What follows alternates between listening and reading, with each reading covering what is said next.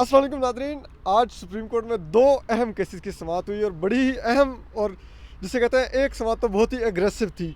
एक समाअत जो हुई वो 5 रुकनी बेंच ने की। वज़ीर-ए-आज़म के सेनेट इलेक्शन से पहले तरक्याती फ़ंड जो MPs और MNAs को उन्होंने 50 करोड़ फ़ीकस को जारी करने का ऐलान किया था, उसका जो जस्टिस काज़ी फ़ाइज़ ईसा और जस्टिस मकबूल बाकर ने जो नोटिस लेके चीफ जस्टिस को बेंच बनाने की इस्तदा की थी, के लिए फ़ाइल भिजवाई थी, उसके ऊपर चीफ जस्टिस ने आज एक बेंच बनाया था। उसमें चीफ जस्टिस खुद थे, जस्टिस गुलजार अहमद, जस्टिस उमर अता बंदयाल थे, जस्टिस मुशीर आलम थे, जस्टिस काज़ी फ़ाइज़ ईसा को उन्होंने शामिल किया, जस्टिस मकबूल बाकर को लेकिन शामिल नहीं किया, और जस्टिस एजाजुल एहसन को उन्होंने शामिल किया।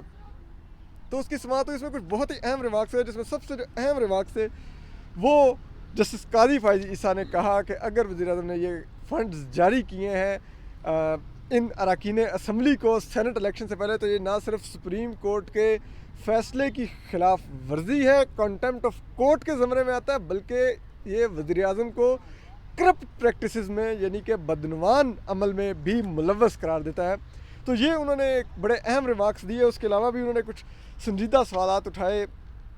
उन्होंने इस दौरान हम देखते रहे कि जो बाकी जजेस थे उनकी तरफ, लेकिन जस्टिस काज़ी फ़ाइज़ की तरफ से अटॉर्नी जनरल को काफ़ी ग्रिल किया गया कि आपने जो जवाब जमा करवाया है, क्या आपने खुद वज़ीर-ए-आज़म को ये जवाब लिख के दिया है, क्या है? तो वज़ीर ने कहा कि मैंने वज़ीर-ए-आज़म से मुलाकात की थी। उन्होंने कहा था लेकिन आप अदालत की मुआवनत के लिए होते हैं। बहरहाल उन्होंने ये भी कहा कि जो प्रिंसिपल सेक्रेटरी हैं वज़ीर-ए-आज़म के, वो एक सियासी जमात की नुमाइंदगी नहीं करते, तो आप वज़ीर-ए-आज़म की तरफ से कैटेगोरिकल डिनाइल नहीं लेके आए कि हमने फ़ंड्स जारी नहीं किए। और उन्होंने ये भी कहा कि जब अटॉर्नी जनरल ने कहा कि ये खबर गलत थी, ऐसे कोई फ़ंड्स जारी नहीं किए, तो उन्होंने कहा कि अगर ये खबर गलत थी तो जो इतना आपकी प्रोपेगेंडा मशीनरी है, जो डेली वज़रा, जो काज़ी फ़ाइज़ ने कहा कि हुकूमती वज़रा के बारे में प्रोपेगेंडा मशीनरी जो है, जो इतनी प्रेस कॉन्फ्रेंस की बम्बारमेंट करती है, यानी कि बमबारी करती है रोज़ाना की बुनियाद पे। 26 को ये बात हुई, 27 की अखबार में सुबह खबर आई, 28-29 तारीख को डॉन ने एडिटोरियल भी लिखा उस पर, लेकिन इस तमाम दौरान में ना वज़ीर-ए-आज़म ने ना किसी वज़ीर ने तरदीद की कि ऐसे कोई फ़ंड्स जारी नहीं हो रहे, ये झूठी खबर है। तो उस पर उन्होंने काफ़ी ग्रिल किया। हमारे साथ हसनात मलिक मौजूद हैं, इन्होंने आज सारा ये माहौल देखा भी। तो हसनात, आप ये क्या समझते हैं जो आज जस्टिस काज़ी फ़ाइज़ ईसा ने जो सवालात उठाए, आपकी नज़र में सबसे अहम क्या आपने देखा? कहाँ पर आपको लगा कि ये जस्टिस काज़ी फ़ाइज़ ईसा जो बात कर रहे हैं, ये हुकूमत ने कोई कानून की वाकई वायलेशन की है और वाकई कंसील करने की कोशिश की है कि हम फंड्स जारी नहीं कर रहे और आप बैक ऑफ कर गए कि नहीं जारी कर रहे? देखिए, वो ये कह रहे थे कि भाई जो PTI का मीडिया सेल, आपको भी पता है, बहुत एक्टिव है। जिस तरह के स्पोक्स पर्सन, कभी प्राइम मिनिस्टर ये नहीं होता था कि उसके 6 स्पोक्स पर्सन होते थे और वो घंटों जो है उनकी मीटिंग चलती थी कि आज हमारी मीडिया स्ट्रेटजी क्या होनी है। तो इतनी बड़ी हेडलाइन लगी डॉन अखबार में, फिर उसका एडिटोरियल छपा 500 मिलियन का। तो इस हवाले से कोई डिनाइल नहीं आया कोई किसी किस्म का। तो ये उस पर बात थी और उसी का था कि प्राइम मिनिस्टर इस हवाले से चुप क्यों हैं, क्या वो खबर गलत है या ठीक है। उस हवाले से कोई जवाब नहीं दिया जा रहा। असल चीज़ ये है कि वो जो न्यूज़ क्लिप था, अगर आप कहते हैं कि डिनाइल, तो प्राइम मिनिस्टर कह दें कि जी वो झूठ है। असल में बात यह है, कुछ इन्फॉर्मेशन मेरे पास भी है कि जो प्राइम मिनिस्टर ने बयान दिया वो बिल्कुल बयान इस तरह का था। 2 मिनिस्टर थे, उन्होंने उनको कंपेल किया कि जी सेनेट इलेक्शन आ रहे हैं, हमारे MPs MNA नाराज़ हैं, आप इस किस्म का बयान दें। गो कि प्राइम मिनिस्टर जो है इस हवाले से वो खुद रजामंद नहीं थे, वो नहीं चाहते कि इस तरह के फ़ंड जो हैं लॉ मेकर्स को डिस्ट्रीब्यूट हों। लेकिन उनसे बयान दिलवाया गया। बयान पर खामोशी इख्तियार करना भी ये इसी तरह ही है। सुप्रीम कोर्ट की जजमेंट है कि जब अगर न्यूज़ क्लिपिंग का डिनाइल ना हो तो इसका मतलब है न्यूज़ जो है वो ठीक है, करेक्ट है। तो जिस किस्म के बयान यानी उस पर नहीं आई कोई क्लैरिफिकेशन या जो, तो वो तरदीद नहीं आई। तो अब बात यह है कि अगर प्राइम मिनिस्टर कहते हैं कि जी झूठ, ये खबर झूठ है, ये वो, तो अब इस टाइम पे 2-3 हफ्ते बाद, तो फिर मेरा ख्याल है फिर डिसेंटिंग नोट आएगा और उसमें मेरा ख्याल है फिर सादिक और अमीन और ये सारी बातें होंगी कि क्या, किस तरह प्राइम मिनिस्टर 2 हफ्ते क्यों चुप रहे, ये क्या हुआ, ये चीज़ें। मेरा ख्याल है कि जो मेरी अपनी इन्फॉर्मेशन है वो है कि बयान इस तरह का था। गवर्नमेंट चाह रही थी कि सेनेट इलेक्शन से पहले अपने MPs को करें, लेकिन जब जो ही ये नोटिस लिया तो प्राइम मिनिस्टर बड़े खुश थे। उन्होंने कहा कि मैं खुद भी नहीं चाहता था लेकिन मुझसे ये करवाया गया। लेकिन अब जो आज आया कि वो उन्होंने ये बात नहीं की। अब इसी वजह से अटॉर्नी जस्टिस काज़ी फ़ाइज़ का बार बार था कि जी आप जो है जो प्राइम मिनिस्टर हैं वो साइन करके दें, और स्पेसिफिक वो पार्ट का जिक्र कर रहे थे जिसमें स्टोरी का जिक्र है कि स्टोरी की जो न्यूज़ क्लिप है या एडिटोरियल, उसका डिनाइल नहीं। उस हवाले से आप देखना होगा कि प्राइम मिनिस्टर का कल क्या जवाब आता है।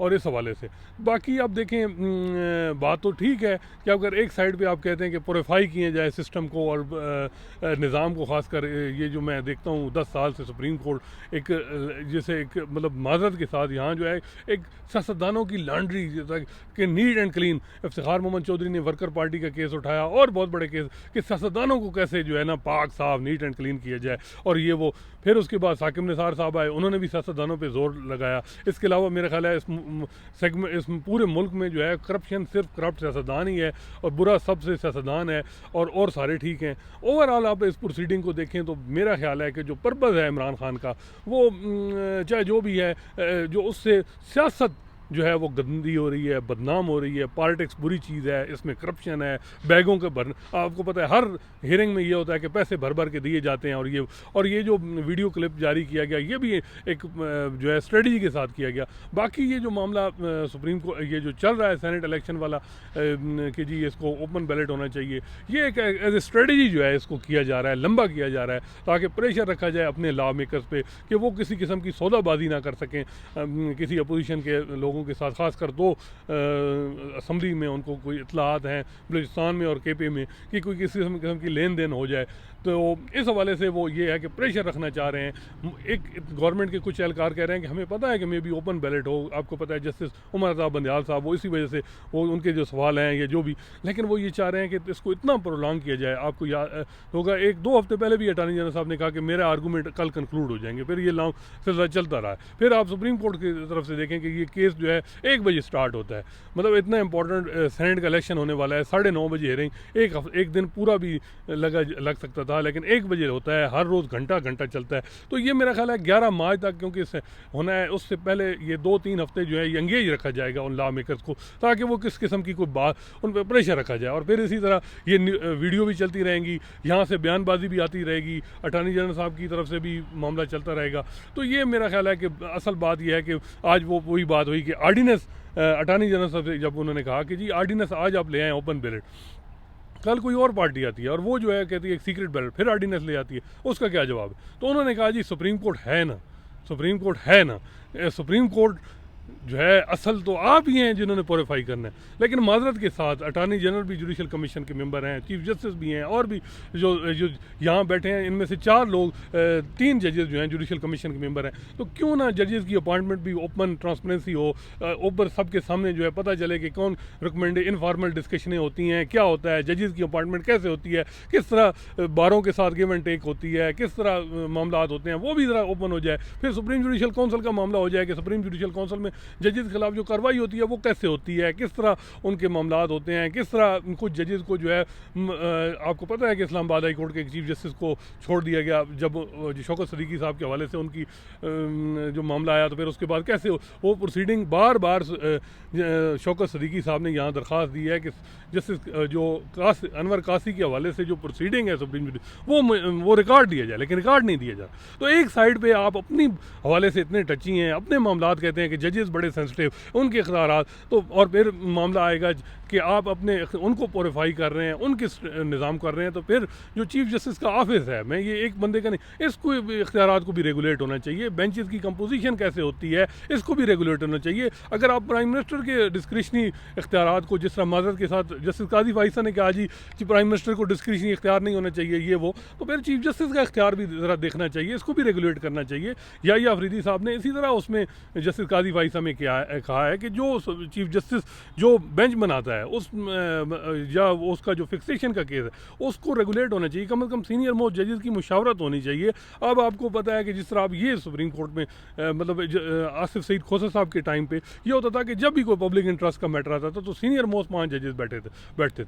अब फिर वो मामला ये है कि एक पिक एंड चूज़ या जो भी कि चीफ जस्टिस का इख्तियार है, इसमें कोई शक नहीं है, सुप्रीम कोर्ट के रूल्स ने दी है कि वो चाहे 17वें नंबर पे, चाहे 8वें नंबर पे, चाहे जिसको अपना बेंच बना के वो एक मामला सुन सकता है। तो इसको भी तो थोड़ा रेगुलेट होना चाहिए ना। बात ये है यहाँ सर, बात ये है असद कि मामला जो है वो सारा कुछ जो है वो अखलाकियात पे, मोरालिटी पे बेस है और इशू कॉन्स्टिट्यूशनल है। तो बात यह है कि पहले तो इसमें सुप्रीम कोर्ट अवॉइड कर सकती है और कि जी ट्राकोटमी ऑफ पावर है कि सेनेट, जब हम अपने मामलात में बड़े टची हैं तो सेनेट खुद ही पार्लियामेंटेरियन करें, क्योंकि आपको पता है कि जो भी चीज़ है जिस इस किस्म के मामलात अगर कंसेंसस से हों तो वो बेहतर है। अगर वो इस तरह से अगर आप देंगे ओपन बैलेट तो मेरा ख्याल है कि सियासत भी, जो भी इमरान खान की जो एरोगेंस है वो कामयाब होगी, बाकी तो कोई नहीं होगा। अब इससे बेहतर ये है कि आप अब इसमें जिस तरह इलेक्शन एक्ट 2017 है, ये गो कि एक सिंपल लेजिस्लेशन है लेकिन ये यूनानिमस है। इसमें पूरी सारी पार्टियों का मुतफिका जो है ये है कि जी इलेक्शन एक्ट में जिस तरह के इलेक्शन में मामला होने, तो ये इसी तरह जो कॉन्स्टिट्यूशन अमेंडमेंट होती है वो भी आप देखें उसमें भी 2/3 मेजॉरिटी। अब ये जो आर्डिनेंस के ज़रिए इस तरह की मामला आ रहे हैं, तो मेरा ख्याल है कि जो मेन कंपोनेंट है डायलॉग का या वो जो कि रूल्स अब एक गेम हो रही है या जो भी मामला हो रहा है उसमें एक फ्रीक जो है वो उससे उस पूरे इश्यूज़ के पे क्वेश्चन उठा रहा है। नहीं, एक इश्यूज़ को एक क्वेश्चन उठा रहा है, दूसरा जो है वो कहता है मैंने बात ही नहीं करनी। तो फिर मेरा ख्याल है सुप्रीम कोर्ट को भी थोड़ा सा ये देखना चाहिए, रेस्ट्रेन का मुजाहरा करना चाहिए, क्योंकि हमने देखा है कि माजी में भी जिन जिन जजेस ने इस किस्म के पोलिटिकल मैटर उठाए आज उनका अंजाम क्या है, चाहे वो साकिब निसार साहब हैं आजकल वो देखें, चाहे वो अनवर अजमत सईद साहब हैं, चाहे वो इफ्तिखार मोहम्मद चौधरी साहब हैं, इन लोगों ने उठाए, आज आप उनको देखें। और जिन लोगों ने, जिन जजेस ने, चीफ जस्टिस ने अवॉइड किया पोलिटिकल मैटर से, वो उनका नाम अभी लिया जाए तो कितना उनके साथ नासिर मुल्क साहब हैं या इसके अलावा तसद्दुक़ हुसैन जिलानी साहब हैं।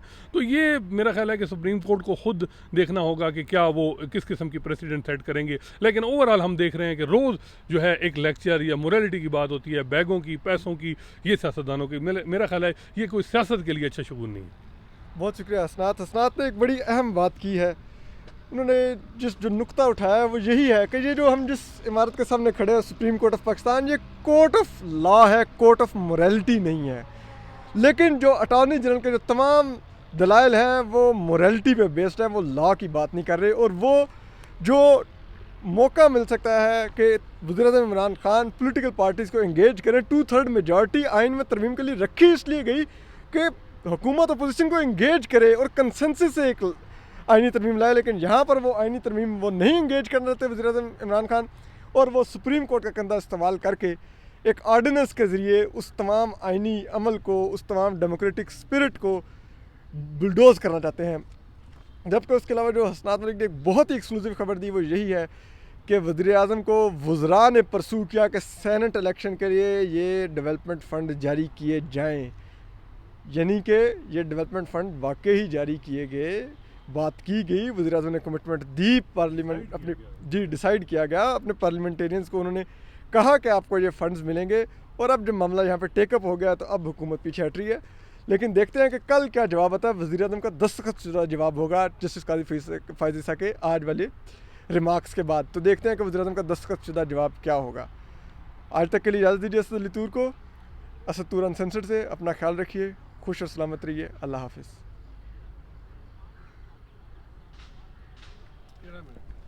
13 मिनट ठीक है।